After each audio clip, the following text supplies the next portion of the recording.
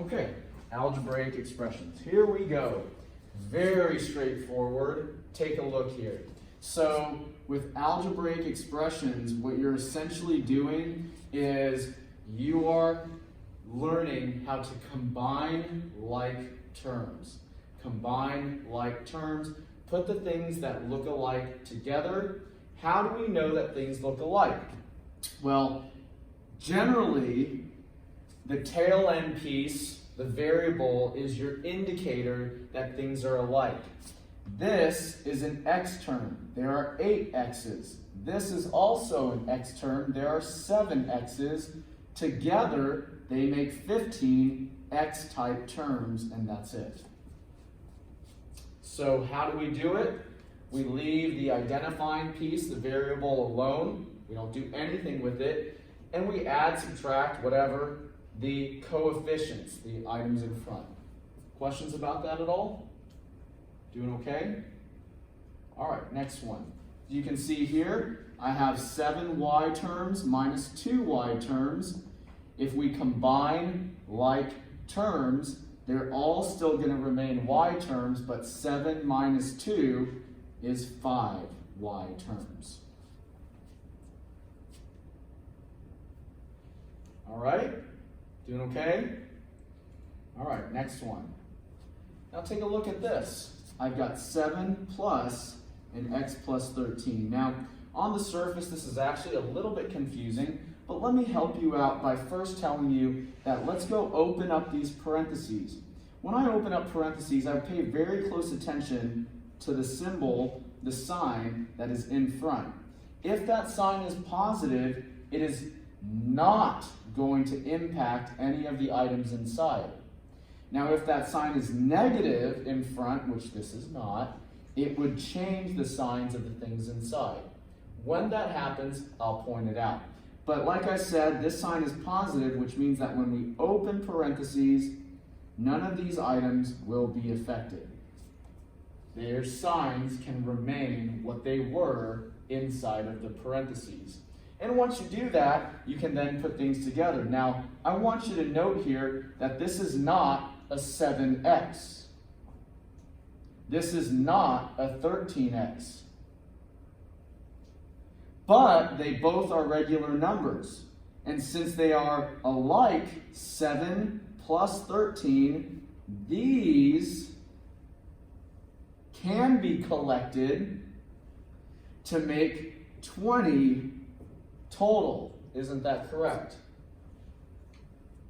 But the x right here has nothing else to go with, so it just remains x. Now, I don't know if they're going to take 20 plus x, but generally, good etiquette, they probably will, is that it's better generally, even though this is correct, and it was accepted, to write the variable term first.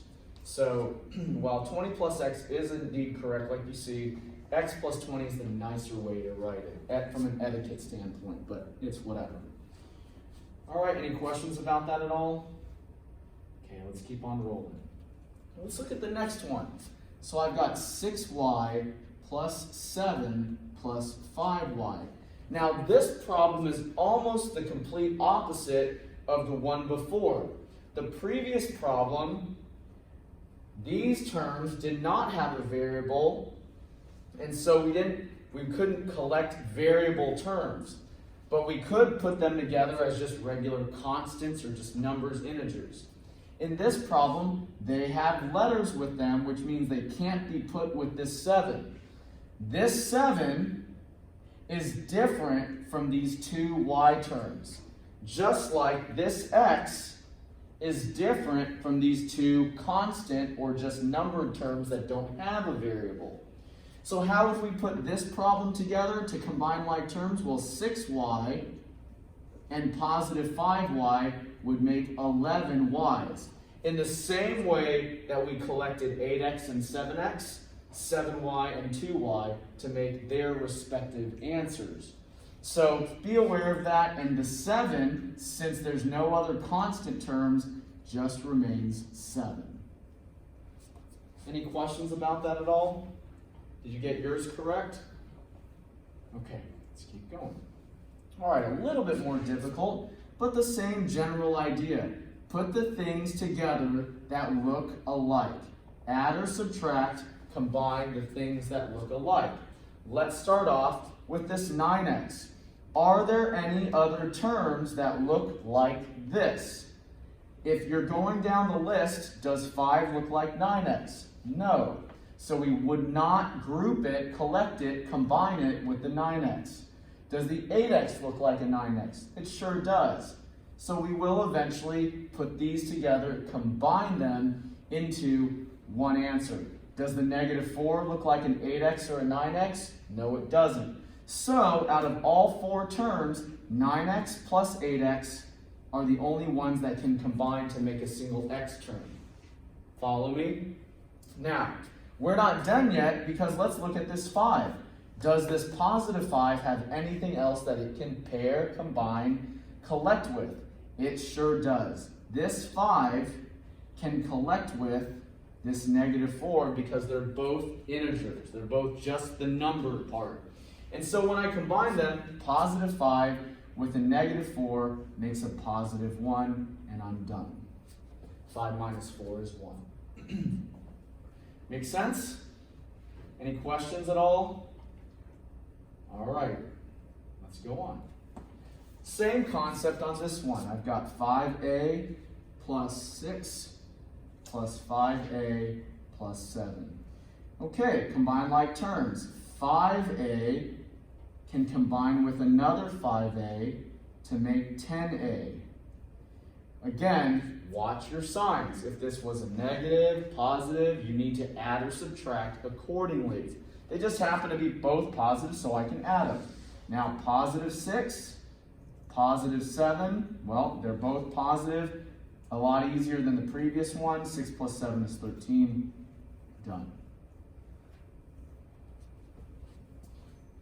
And you notice that I circle and box things that are alike. You do whatever you want. You can underline them, put triangles around them, or if you don't even need shapes to help you identify them, go for it. It's not a big deal. Whatever works for you. Let's go to the next one.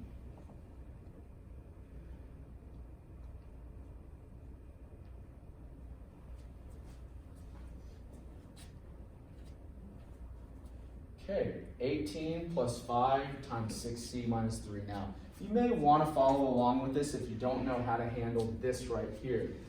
But if you recall, we have learned a skill known as the distributive property. And if you don't remember it, that's no big deal.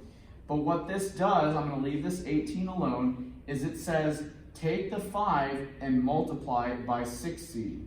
What is the rule in general? A times b plus c is the same as a times b plus a times c. Now, whether or not that's a plus or a minus doesn't really make a difference.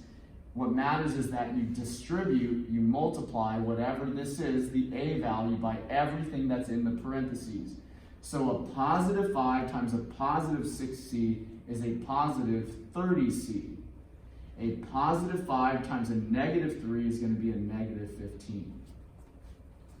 So you need to pay very close attention that you're distributing. That's really the only ultra tricky part, if you can even consider it ultra tricky. It's just a skill that you need to make sure that you apply here in this particular problem. Anybody have questions on the distributive property, this particular step in their problem?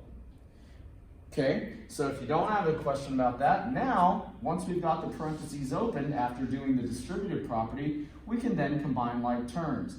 18 and -15 will combine. 18 minus 15 is 3 plus 30c, because the 30c has nothing else to combine with it. Now, as we stated before, they will probably take that as the correct answer, but like I said, it's probably better etiquette to flip it around and put the variable term first. Make sense? They're both good. Like, you can probably submit this and they're not going to gripe at you and mark you wrong, but check on it. Okay? Questions about that at all? Good? Okay.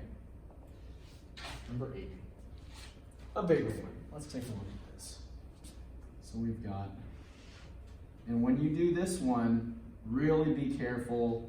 You don't want to write down my problem, write down all the correct pieces, double check that you're starting with the correct problem. I'm going to go double check my work. All right.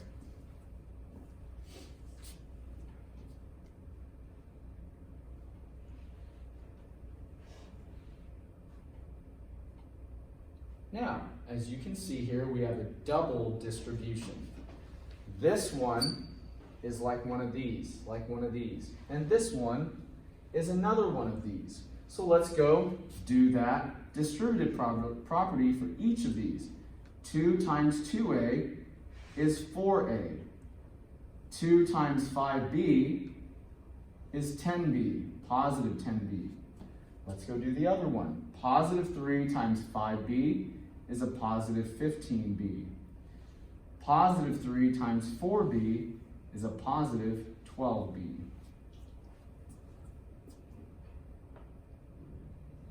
Questions? Yes. What if we just have like a b? Does it make it 7b? Yeah, so let's say, for example, I'm guessing this might be yours. Let's say if it was 2b plus, let me do it this way. Let's say 2a plus b, which I think is something like your question, right? Well, let's talk it through. 2 times 2a is? 4a. You got it. And 2 times b would be? 2b. You got it. Same concept. And the other way to think about it is that what number is in front of this b when there's nothing written there? 1. A 1. 2 times 1 would be 2. And that's really the logic on it. Excellent. So, great question. Let's go combine like terms. 4a, does 4a have anything else to go with? And I just made a mistake. Did anybody see that?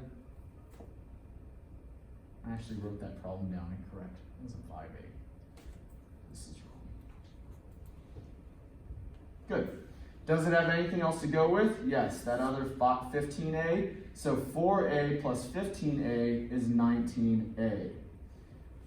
And now, let's go do the b's.